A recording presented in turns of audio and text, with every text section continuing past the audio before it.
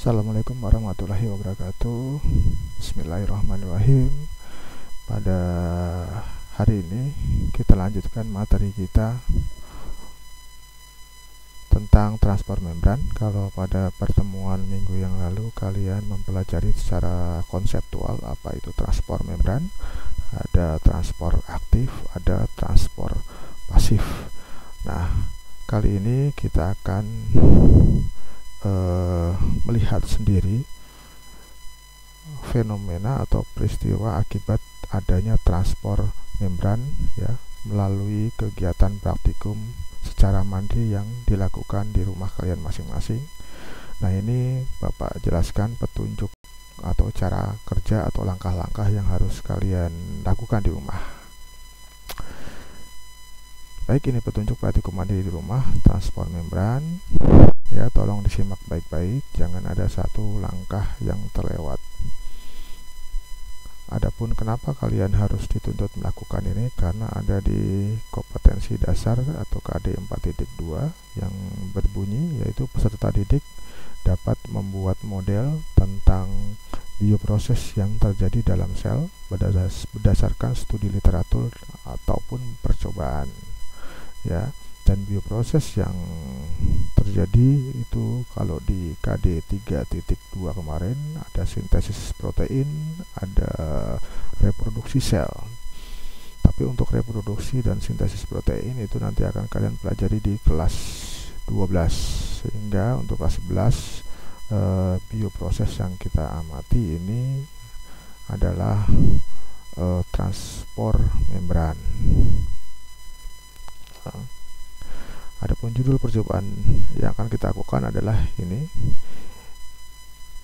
implikasi osmosis. Implikasi itu adalah akibat ya, implikasi artinya adalah akibat dari peristiwa osmosis yang mungkin sudah pernah kita alami, tapi karena kita belum mempelajari secara konseptual sehingga nggak tahu itu ternyata adalah peristiwa osmosis ya. Ini sebenarnya peristiwa yang terjadi dalam kehidupan kita sehari-hari ya. Percobaan ini Bapak rancang dengan menggunakan alat dan bahan yang banyak terdapat di sekitar kita. Jadi bisa kalian dapatkan di rumah kalian, atau kalau tidak ada bisa kalian beli di warung yang ada di sekitar rumah. Tujuan percobaan kali ini adalah mengetahui implikasi peristiwa osmosis pada sel tumbuhan. Jadi kita implikasi osmosis khusus pada sel tumbuhan. Alat dan bahan yang kalian gunakan ya, tolong siapkan satu buah kentang, umbi kentang ya. Ini saya kira dapat kalian dapatkan di warung-warung sayur-sayuran ya, atau mungkin sudah ada di dapur. Kemudian garam ya, garam dapur ya, kurang lebih 8 sendok makan. Kemudian gelas air mineral sebanyak 4 buah. Kemudian pisau atau cutter, kalau tidak ada pisau bisa kalian gunakan cutter 1 buah. Kemudian 1 sendok teh. Ini saja ya alat-alat yang harus kalian persiapkan. Saya kira mudah didapat ya. Adapun langkah kerja yang harus kalian persiapkan, tolong disimak baik-baik. Pertama, siapkan 4 buah gelas air mineral dengan ukuran yang sama ya. Kalau pakai gelas misalkan, menyebut merek, kalau pakai gelas aqua ya gelas aqua semua. Jangan 1 gelas aqua, yang lain gelas pop ice, itu kan pop ice lebih besar volumenya. Jadi dengan siapkan 4 buah gelas air mineral dengan ukuran yang sama ya. Saya kira ini alat yang pertama mudah kalian peroleh ya. Kemudian langkah kedua adalah masukkan air ke dalam 4 gelas air mineral tadi dengan volume yang sama ya.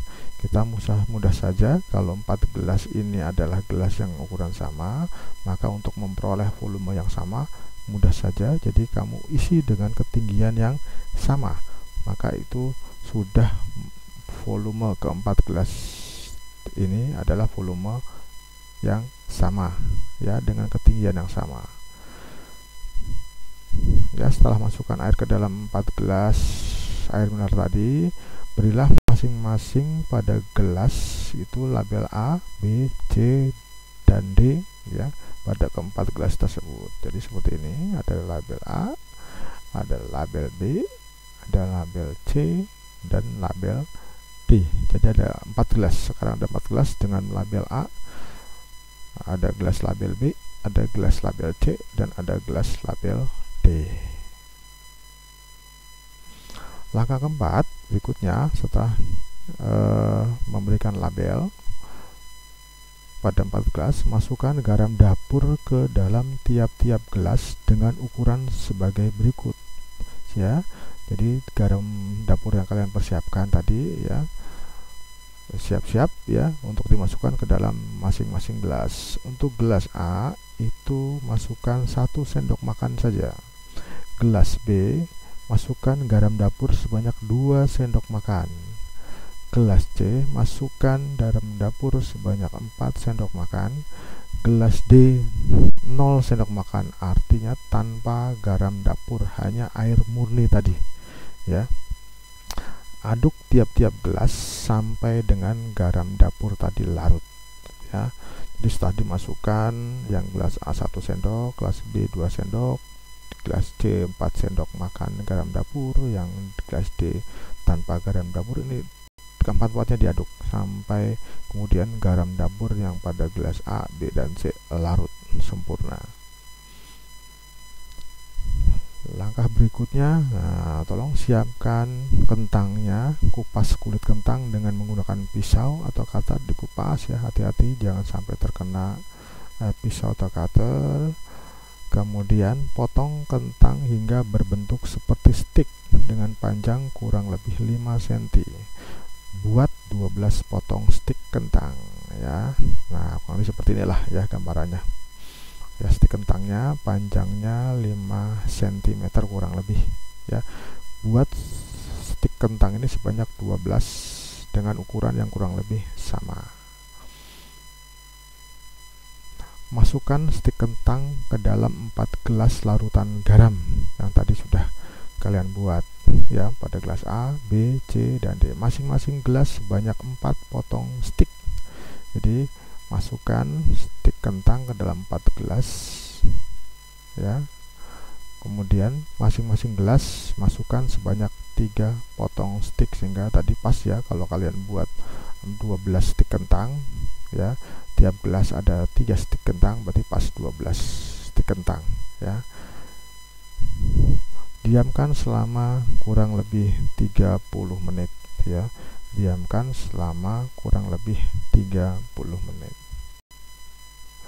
Ya, setelah 30 menit amati perubahan tekstur atau tingkat kekerasan ya. Angkat dengan menggunakan sendok ya. Kemudian amati perubahan yang terjadi. Jadi tolong sebelum dimasukkan ke dalam gelas A, B, C, dan D stik kentang itu dipegang ya, teksturnya seperti apa. Kemudian setelah 30 menit ya, setelah 30 menit juga diangkat lagi kentangnya, dipegang ya, teksturnya apakah berubah atau tidak pada tiap-tiap gelas ya. Nah, catat hasil percobaan pada tabel pengamatan. Nah, tabel pengamatannya kurang lebih seperti ini saja ya, sederhana. Ada gelas A ya, tadi yang berapa sendok makan ya, 1 sendok makan garam. Gelas B yang 2 sendok makan garam. Gelas C yang 4 sendok garam dapur. Yang D tadi tanpa garam dapur ya. Kemudian catat sebelum direndam, tekstur kentangnya apakah keras, apakah lunak ya sebelum direndam dengan air garam ya. Kalau misalkan keras ya, tulis keras. Kemudian nah, setelah direndam 30 menit teksturnya seperti apa ya. Ya, misalkan gelas A kentangnya tetap keras, gelas B teksturnya juga keras, tapi keras mana ya? Nah, kalau keras yang A berarti nanti keras kasih tambahan tanda plus plus. Nah, sedangkan ini keras plus. Jadi plus itu menandakan tingkat kekerasan yang lebih misalkan gitu, supaya datanya bisa dimengerti oleh orang lain ya. Misalkan gelas D jadi lunak, tulis lunak ya. Kelas C juga lunak, oh lunakan mana, oh lunakan yang C gitu misalkan. Jadi lunak plus plus, yang ini lunak plus saja ya, sehingga terlihat ya, kita kan harus menginformasikan apa yang kita peroleh, mengkomunikasikan yang kita peroleh kepada orang lain secara jelas ya. Ini kurang lebih tabel pengamatan yang harus kalian isi nanti ya, sederhana saja ya. Nah, seperti ini isi tabel dengan keras, kalau keras plus, keras plus plus, keras plus plus plus kalau memang keras sekali, atau lunak, lunak plus, lunak plus plus, lunak plus plus plus, berarti lunak banget ya, seperti itu.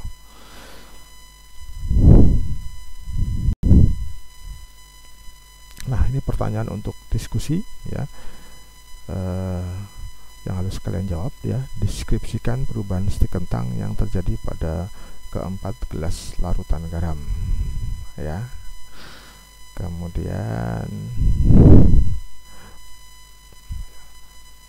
namanya deskripsikan berarti gambarkan ya, dengan redaksi sendiri ya, berdasarkan kalimat atau kata-kata yang kamu susun sendiri. Kemudian pada gelas manakah stik kentang yang mengalami perubahan tekstur paling signifikan ya, antara yang sebelum direndam dengan setelah perendaman.